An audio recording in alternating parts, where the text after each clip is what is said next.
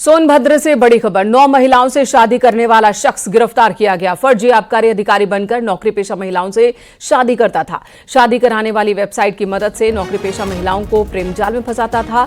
8 से अधिक महिलाओं के साथ धोखाधड़ी के आरोप है। रॉबर्ट्सगंज कोतवाली पुलिस मामले में जांच कर रही है।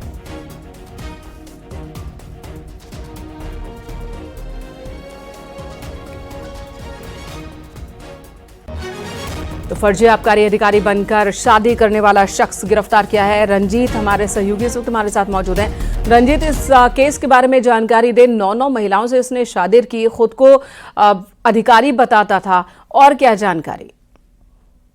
देखिए, ये एक तरफ से मिस्टर नटवर लाल है जो नौकरी पेशे और या जो बिजनेसमैन महिलाएं थी उनके साथ शादी रचाता था और बकायदा उनके नाम पे लोन कराता था और लोन करा के उनको ठगी का शिकार बना के उनको फिर पहचानने से इनकार कर देता था। इन महिलाओं से कुछ बच्चे भी हैं। अब महिलाओं का आरोप है कि किसी के 2 बच्चे हैं, किसी के 1 बच्चे हैं। तो अब देखने वाली बात है कि पुलिस ने कल आरोपी को गिरफ्तार किया है और इसके ऊपर क्या कार्रवाई होती है और कि ये एक मिसाल कायम हो कि इस तरह के फराड करके और 9 महिलाओं का जीवन खराब करना, तो आरोपी को सख्त सजा दिलाने की लोग मांग कर रहे हैं। रंगेश, धन्यवाद इस वक्त पूरी जानकारी देने के लिए। तो 9 महिलाओं से शादी की, कई महिलाओं से बच्चे भी हैं इस शख्स के, जो खुद को आबकारी अधिकारी बनाता था, सभी महिलाओं के नाम पर लोन लेता था, फिर उन्हें पहचानने से इनकार कर देता था, संबंध तोड़ देता था। अजीबोगरीब ये मामला है धोखाधड़ी का, जिसे पुलिस ने फिलहाल उस शख्स को गिरफ्तार किया है। आज कानून व्यवस्था की समीक्षा करेंगे सीएम योगी आदित्यनाथ। डीजीपी समेत कई अधिकारी होंगे मौजूद। प्रमुख सचिव गृह भी होंगे शामिल। वीडियो कॉन्फ्रेंसिंग से जुड़ेंगे सभी पुलिस अधिकारी। एडीजी, आईजी, डीआईजी भी इस मीटिंग का हिस्सा होंगे। शाम 7 बजे सीएम आवास पर बैठक होनी है। संकेत मिश्रा हमारे सहयोगी ज्यादा जानकारी के साथ लखनऊ से जुड़ गए हैं। संकेत, आज कानून व्यवस्था को लेकर मीटिंग होनी है। वक्त वक्त पर मुख्यमंत्री ये बैठक बुलाते हैं। आने वाले दिनों में नवरात्र हैं और ऐसे में आज की मीटिंग में और क्या बात हो सकती है? काफी महत्वपूर्ण बैठक है। शाम 7 बजे मुख्यमंत्री आवास पर यह बैठक होगी और इस बैठक में उत्तर प्रदेश के सभी पुलिस अफसर और प्रशासन के अफसर मौजूद रहेंगे। वहीं मुख्यमंत्री योगी आदित्यनाथ की ये बैठक का इसका उद्देश्य यही है कि जो आगामी त्योहार हैं, नवरात्र है, बाकी ये दूसरे त्योहार हैं, उनकी तैयारियों को लेकर उत्तर प्रदेश की कानून व्यवस्था, प्रशासनिक व्यवस्थाएं दुरुस्त रहें, इसको लेकर ये काफी महत्वपूर्ण बैठक है। इसमें मुख्यमंत्री योगी आदित्यनाथ निर्देश देंगे और इस बैठक में प्रमुख सचिव गृह, प्रमुख सचिव मुख्यमंत्री संजय प्रसाद, डीजीपी समेत सभी जो 75 जिले हैं उनके पुलिस कप्तान और कमिश्नर, इसके अलावा सभी जिलाधिकारी मौजूद रहेंगे। इस बैठक में वीडियो कॉन्फ्रेंसिंग के माध्यम से बैठक होगी और मुख्यालय से, जहां से मुख्यमंत्री योगी आदित्यनाथ के आवास से प्रमुख सचिव और मुख्यमंत्री योगी आदित्यनाथ और मुख्य सचिव उत्तर प्रदेश के ये मौजूद रहेंगे और बाकी सभी जिलों के अफसर वीडियो कॉन्फ्रेंसिंग के माध्यम से मौजूद रहेंगे। मुख्यमंत्री योगी आदित्यनाथ आगामी त्योहारों को लेकर दिशा निर्देश देंगे कि कैसे तैयारियां करनी है और किस तरीके से प्रशासन को सख्त रहना है। जी, धन्यवाद संकेत।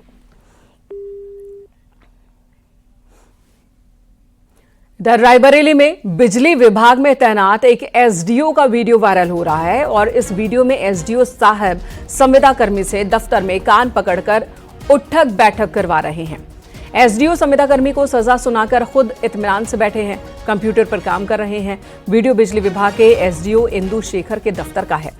खबर के मुताबिक एसडीओ क्षेत्र में चेकिंग करने पहुंचे थे तो इन्हें सब कुछ ठीक ठाक मिला था, लेकिन आने के बाद इन्हें सूचना दी गई कि किसी ने इलाके के लोगों को अलर्ट कर दिया था, जिससे उन्हें गुस्सा आया और उन्होंने संविदा कर्मी को दफ्तर में बुलाया और उठक बैठक लगवाया। इस मामले में सुपरिटेंडेंट इंजीनियर ग्रामीण ने वीडियो पर संज्ञान लेते हुए एग्जीक्यूटिव इंजीनियर को जांच सौंपी। मोहन कृष्णा हमारे सहयोगी ज्यादा जानकारी के साथ इस वक्त है। मोहन, ये किस तरह की सजा है? क्या कोई अधिकारी ऐसी सजा दे सकता है अपने मातहत को? जी, जिस तरीके से सजा दी गई है, इस तरीके से कायदे से तो सजा नहीं देनी चाहिए और ना ही कोई अधिकारी अपने किसी मातहत को इस तरह की कोई सजा दे सकता है। आज कर्मचारी आचरण नियमावली में इस तरह की सजा का कोई प्रावधान नहीं है और अधिकारियों को खुद एक ऐसा मापदंड स्थापित करना चाहिए जिससे इस तरह के विभाग की और उनकी खुद की फजीहत ना हो। लेकिन जिस तरीके से वीडियो आया है कि जो एसडीओ हैं, बिजली विभाग में एक क्लास के अफसर हैं, वो अपने संविदा लाइनमैन को अपने ही ऑफिस में बैठकर जिस तरह से उठक बैठक लगवा रहे हैं, जो मानवीय जो संवेदनाएं हैं, जो मानव अधिकार है, उसका भी वो खुले कर रहे हैं। फिलहाल जो अधिकारी हैं, इन्होंने बिजली विभाग के जो उच्च अधिकारी हैं, उन्होंने इस वीडियो का संज्ञान लिया और इसकी जांच चल रही है। जांच में क्या निकल के आता है ये तो देखने वाली बात होगी, लेकिन जिस तरह से एसडीओ साहब ने ये संविदा कर्मचारी से, जो देखने में ही बहुत गरीब लग रहा है, संविदा पे वो काम कर रहा है, किस तरीके से अपना परिवार को पाल रहा है, इस कहीं ना कहीं ये जो एसडीओ साहब है उनकी मानसिकता का परिचायक है ये। जी मोहन, तो ठीक है, एसडीओ साहब ने अपनी तरफ से सजा दे दी है, लेकिन फिलहाल अब उनके खिलाफ भी जांच की शुरुआत हो गई है। धन्यवाद आपका मोहन, इस वक्त पूरी जानकारी देने के लिए। सुल्तानपुर के कुड़वार ब्लॉक में ग्रामीणों ने प्रधान की अयोध्या मंडलायुक्त से शिकायत की है। ग्रामीणों का आरोप है कि मनरेगा योजना में घोटाला किया गया। गांव के प्रधान कुमुद शर्मा पर 26 लाख रुपए के सरकारी धन के गबन का भी आरोप है। इसके अलावा ग्राम प्रधान पर सुल्तानपुर की सांसद रही मेनका गांधी के निर्देश पर हुए काम को खुद का काम बताने का भी आरोप है। ग्रामीणों ने प्रधान पर कई अन्य फर्जी तरीके से सरकारी पैसे के घोटाले का आरोप लगाया है। मामला यह है, हमारे यहाँ सर 7 काम ऐसे हुए हैं, जो 3-4 रोड हैं। एक जो मेनका गांधी द्वारा प्रस्ताव पारित किया गया था, नौगवा ड्रेन से लेके मढ़ा गांव तक सिंचाई विभाग द्वारा नदी की झराई, उस पे यहाँ से चंदौर पुल के पास से ढबिया तक 2-3 किलोमीटर दिसंबर तक माह तक 24 दिसंबर तक 18 लाख रुपए उस पर निकाल लिया गया है और सब सड़क मिला के 26 लाख रुपया केवल 7 काम पे निकाला गया है।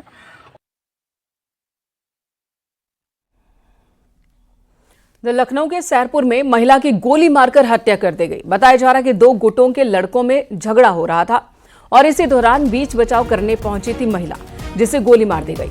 सूचना पर पुलिस पहुंची, घायल महिला को अस्पताल ले जाया गया, लेकिन वहां उनकी मौत हो गई। इस मामले में पुलिस ने 8 युवकों को हिरासत में लिया है।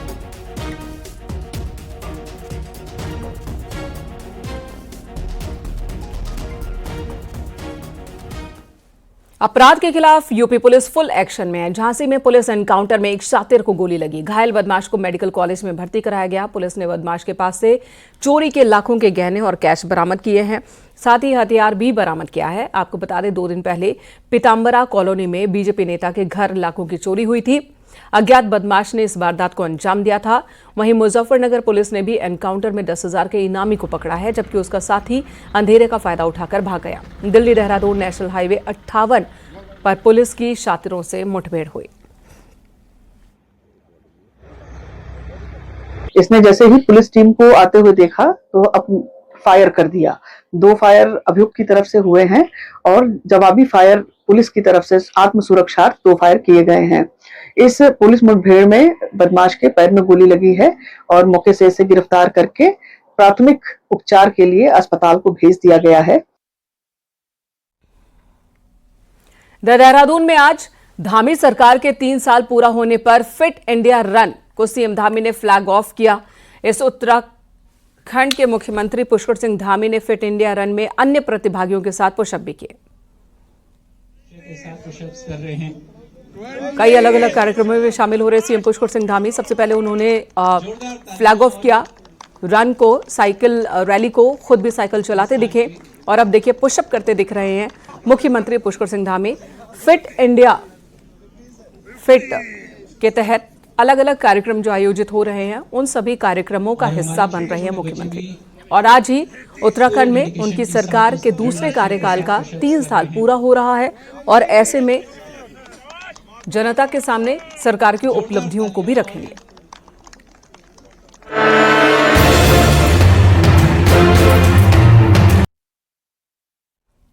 सपा सांसद रमाशंकर विद्यार्थी ने साधु संतों की संपत्ति पर सवाल उठाए। उन्होंने कहा कि समाजवादी पार्टी की सरकार बनेगी तो इनकी संपत्तियों की जांच होगी। बलिया में सलेमपुर के सपा सांसद रमाशंकर राजभर विद्यार्थी ने साध्वी, सन्यासी और साधुओं को लेकर यह बयान दिया और कहा कि समाजवादी पार्टी की सरकार बनने पर इन सबकी जांच करवाई जाएगी। आखिर इनके पास इतनी अकूत संपत्ति कहां से आई? साध्वी, सन्यासी भगवान को धोखा दे रहे हैं, ऐसी बात भी उन्होंने कही। कभी भी धन अर्जित करता नहीं। लेकिन एक नया ट्रेड शुरू हो गया है कि कोई भी साध्वी या सन्यासी ये भगवान को धोखा दे रहे हैं, कहते हैं कि हम भगवान के एकदम नज़दीक वाले पुजारी हैं, लेकिन अकूत संपत्ति खड़ा करने में लगे हुए हैं। सरकार बनेगी तो जांच भी होगी, तो कराएंगे, अवश्य जांच कराएंगे। हमारे नेता अखिलेश यादव निश्चित जांच कराएंगे। राज्यसभा में समाजवादी पार्टी के सांसद रामजी लाल सुमन के एक बयान पर सियासत गर्मा गई है। समाजवादी पार्टी के सांसद ने राणा सांगा को लेकर एक विवादित बयान दिया। उन्होंने राणा सांगा को लेकर अभद्र शब्दों का इस्तेमाल किया, जिसके बाद सियासी माहौल गर्म हो चुका है। बीजेपी ने समाजवादी पार्टी के सांसद के बयान पर हमला बोला है, साथ ही माफी मांगे रामजी लाल, ये मांग की है।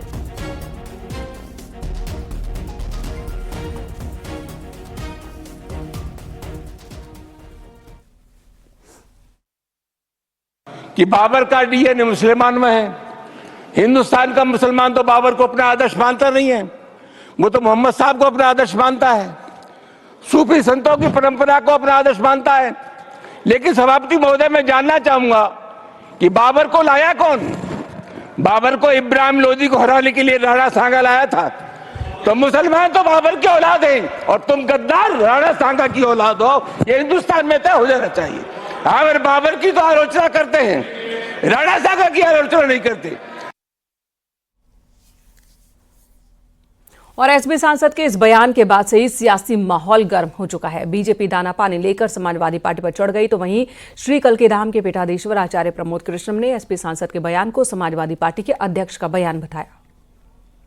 कि समाजवादी पार्टी और इंडी गठबंधन के लोग पूरे देश को जात, धर्म और जिस तरह से भाषा के आधार पर बांटने का प्रयास करते हैं, वैसे नेताओं को शर्म आना चाहिए। देखिए, ये बयान समाजवादी पार्टी के सांसद का नहीं है, ये बयान समाजवादी पार्टी के सुप्रीमो का है। उनकी मर्जी के बिना ये बयान नहीं दिया जा सकता। और इस बीच राणा सांगा के वंशजों के भी बयान सामने आए। उन्होंने समाजवादी पार्टी के सांसद के बयान पर नाराजगी जाहिर की है और कहा कि किसी से भी सर्टिफिकेट की जरूरत हमें नहीं है। वो कह रहे हैं इतना बड़ा नेता बना रहे हैं, वो बाबर खुद बयाना में महाराणा सांगा से हारा था, तो महाराणा सांगा को किसी की जरूरत नहीं थी। उस समय तो हिंदुस्तान में वही छाए हुए थे, उनके साथ सभी रियासतें जुड़ी हुई थी और हमको गर्व है कि हम महाराणा सांगा की औलाद हैं। उनसे बड़ा देशभक्त, उनसे बड़ा इस देश के लिए लड़ने वाला कोई दूसरा व्यक्ति नहीं हुआ। मुझे ऐसा लगता है कि इनको सबको अपनी राजनीतिक चमकाने के लिए इन लोगों की इन नामों की आवश्यकता है। जब ये ऐसी बातें कहते हैं तो ऑटोमेटिक फेमस हो जाते हैं। इधर बीजेपी सांसद मनोज तिवारी ने समाजवादी पार्टी के सांसद रामजी लाल सुमन के राणा सांगा पर दिए गए बयान को लेकर उनकी निंदा की। लोगों का इस देश की संस्कृति से प्रेम नहीं है, वो वोट बैंक की राजनीति करते हैं, वो किसी के नहीं है। तो ऐसे लोगों का बयान हम उसका कंडेम करते हैं, उसकी निंदा करते हैं। और इस समय भारत जिस तेजी से विकसित होने की तरफ बढ़ रहा है, ऐसे ही पार्टियों के कुछ लोगों के कारण उनकी पार्टी रसातल में जा रही है। जो जन भावना को नहीं समझ पाया है, उसका पतन होना निश्चित है। इस तरह की बात करने वाले लोग, मैं मानता हूं कि वो देश के मित्र नहीं है।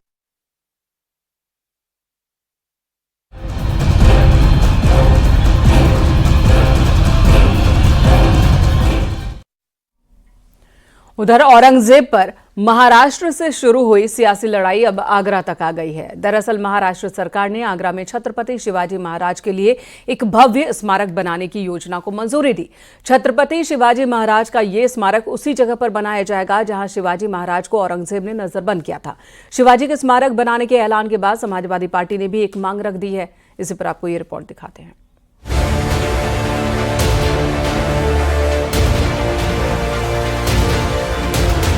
औरंगजेब को लेकर देश में सियासी बवाल मचा है। इस बीच महाराष्ट्र सरकार ने बड़ा फैसला लिया है। महाराष्ट्र सरकार ने फैसला लिया है कि उत्तर प्रदेश के आगरा जिले में अब छत्रपति शिवाजी महाराज का भव्य स्मारक बनेगा। इसे लेकर महाराष्ट्र सरकार ने शासनादेश जारी किया है। महाराष्ट्र के मुख्यमंत्री देवेंद्र फडणवीस ने पहले ही इसकी इच्छा जाहिर की थी। भव्य दिव्य स्मारक बनेगा, लेकिन एक याचक के रूप में मैं आपके माध्यम से योगी जी से प्रार्थना करना चाहता हूं, हमें आप अनुमति दीजिए। महाराष्ट्र की सरकार इसको अधिग्रहित करेगी, महाराष्ट्र की सरकार इसको एक्वायर करेगी और महाराष्ट्र की सरकार यहाँ पर एक छत्रपति शिवाजी महाराज का स्मारक तैयार करेगी। और मां कसम मैं बताना चाहता हूँ, एक बार ये स्मारक बन गया तो आपके ताजमहल से ज्यादा लोग ये स्मारक देखने के लिए नहीं आए तो मेरा नाम बदल देना, मेरा नाम देवेंद्र फडणवीस नहीं बताऊंगा। छत्रपति शिवाजी महाराज का यह स्मारक उस जगह पर बनाया जाएगा जहां शिवाजी महाराज को औरंगजेब ने नजरबंद किया था। यह स्मारक शिवाजी महाराज की वीरता और साहस का प्रतीक होगा। जयसिंह ने दक्षिण में परास्त करने के बाद आगरा जाने के लिए सहमत कर लिया था। शिवाजी जब आगरा आए तो औरंगजेब के समक्ष उनको उस तरह से सम्मान नहीं दिया गया जो कि शिवाजी को अपेक्षा थी और उन्होंने दोबारा औरंगजेब के सम्मुख प्रस्तुत होने से इनकार कर दिया। इस पर औरंगजेब ने शिवाजी को बंदी बना लेने का आदेश दिया। उसको राम सिंह जो कि जयपुर के राजा जयसिंह के पुत्र थे, बंदी बना लिया गया और 99 दिन तक शिवाजी आगरा में। उधर छत्रपति शिवाजी महाराज के बनने वाले भव्य स्मारक पर सियासत शुरू हो गई है। देखिए, शिवाजी का जो स्मारक बनाने का कदम है महाराष्ट्र की सरकार का, कदम बहुत अच्छा है। उनका स्मारक बनना चाहिए और हम ये समझते हैं कि बहुत भव्य बनना चाहिए। बस ये कि उसमें कोई भ्रष्टाचार शामिल ना हो स्मारक बनने में। दूसरा ये कि जो शिवाजी की ज़िंदगी है, अगर उनके आईबी चीफ मौलाना हैदर अली का अगर हम नाम निकाल दें, सबसे जो उनके कॉन्फिडेंट थे उनकी सेना में, वो मौलाना हैदर अली थे। तो मुझे लगता है कि उनका भी एक स्मारक बगल में होना चाहिए। हमने तो ये कहा था जब हमारी सरकार बनेगी, पहले तो सबसे पहले महाराष्ट्र में हर घर हर डिस्ट्रिक्ट में हम लोग एक मंदिर बनाएंगे छत्रपति शिवाजी महाराज को लेकर। और अगर मूर्ति वहाँ पर बन रही है तो मैं उसका स्वागत करती हूँ कि हमारे छत्रपति शिवाजी महाराज की जो गाथा है हर घर पहुँचे, देश भर में गूंजे और देश भर में उन्हें जो काम किए हैं उसको ध्यान में रखकर देश की उन्नति और प्रगति में काम करें। वर्षों से मैं जिस काम में लगा हुआ था, लगभग 6-7 सालों से, अब उसका मेरा स्वप्न और आगरा वासियों का वो स्वप्न साकार होता प्रतीत हो रहा है। जब उत्तर प्रदेश की कैबिनेट ने इशारा दिया है और महाराष्ट्र में फडणवीस जी ने बजट में प्रावधान किया है। दरअसल शिवाजी महाराज को मुगलों ने आगरा में ही कैद किया था, लेकिन वे अपनी चतुराई से वहां से भाग निकले थे। लेकिन वहां उनका कोई स्मारक नहीं है। जब महाराष्ट्र के लोग उस जगह जाते हैं तो उन्हें कोई प्रतीक नहीं दिखता। ऐसे में जिस जगह उन्हें कैद किया गया था वहां पर भव्य स्मारक बनाया जाएगा। आगरा से कामिर कुरैशी, न्यूज़ 18। और अगली खबर उन्नाव से। यहां मुरादाबाद में सांसद साक्षी महाराज ने होली मिलन समारोह में फूलों की होली खेली और कार्यकर्ताओं का उत्साह बढ़ाया। समारोह में कार्यकर्ताओं ने उन्हें सिक्कों से तौल दिया, जिसका वीडियो वायरल हो रहा है। वहीं बाद में सांसद साक्षी महाराज क्षेत्र पंचायत की बैठक में शामिल हुए। आपको बता दें, गंज मुरादाबाद के गांधी मैदान में शनिवार को होली मिलन समारोह आयोजित किया गया था। इस कार्यक्रम में बीजेपी कार्यकर्ताओं ने सांसद साक्षी महाराज को रुपयों से तौल दिया।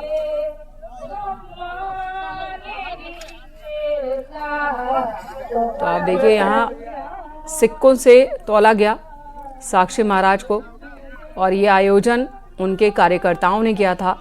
छोटी छोटी थैलियों में सिक्के भरे हुए हैं, जो तराजू में एक तरफ और दूसरी तरफ साक्षी महाराज बैठे हुए हैं।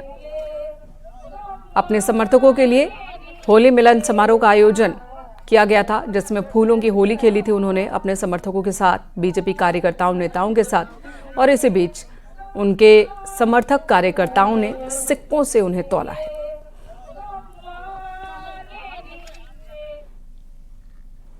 अयोध्या में काशी तमिल संगमम के तर्ज पर अब ओडिशा सरकार की ओर से भी वरिष्ठ तीर्थ यात्रा योजना शुरू की गई है।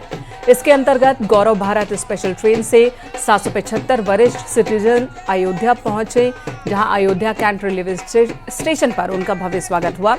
सांस्कृतिक और पारंपरिक लोक नृत्य के साथ ही अयोध्या पहुंचे ओडिशा के मेहमानों का स्वागत किया गया रेलवे स्टेशन पर। रविवार को ये सभी श्रद्धालु रामलीला और हनुमानगढ़ी के दर्शन करेंगे।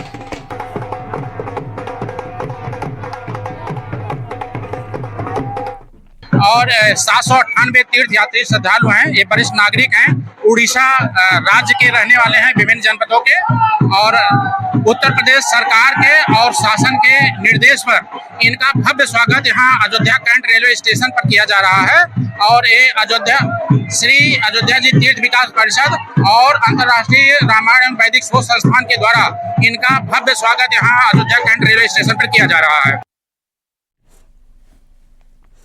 इधर गाजीपुर में गांव वालों ने मिलकर एक अनोखी पहल की है। बिना सरकारी मदद के ग्रामीण मगई नदी पर पक्का पुल बना रहे हैं। ये पुल कयामपुर छावनी समेत कई गांवों को जोड़ेगा। नोनहरा क्षेत्र के कयामपुर गांव में 108 फीट लंबे इस पुल का निर्माण कार्य आधा पूरा हो चुका है। आपको बता दें, आजादी के बाद से ही ग्रामीण पुल की मांग कर रहे हैं। लगातार शासन और प्रशासन से इन्होंने गुहार लगाई, लेकिन कोई सुनवाई नहीं हुई, तो अब गांव वाले खुद ही पुल निर्माण में जुटे हैं। इसकी ज़रूरत आने जाने में हम लोग को बहुत डबल माने फजियत था, दिखदाइया था। तो अब हम लोग आपस में सब जनते मिलकर इसको बनवाने का जो है कि तय कर लिए। इसका जो है कि भूमि पूजन और शिलान्यास शेखर कुमार यादव न्यायमूर्ति इलाहाबाद, उनके द्वारा इसका जो है कि शिलान्यास कराया गया।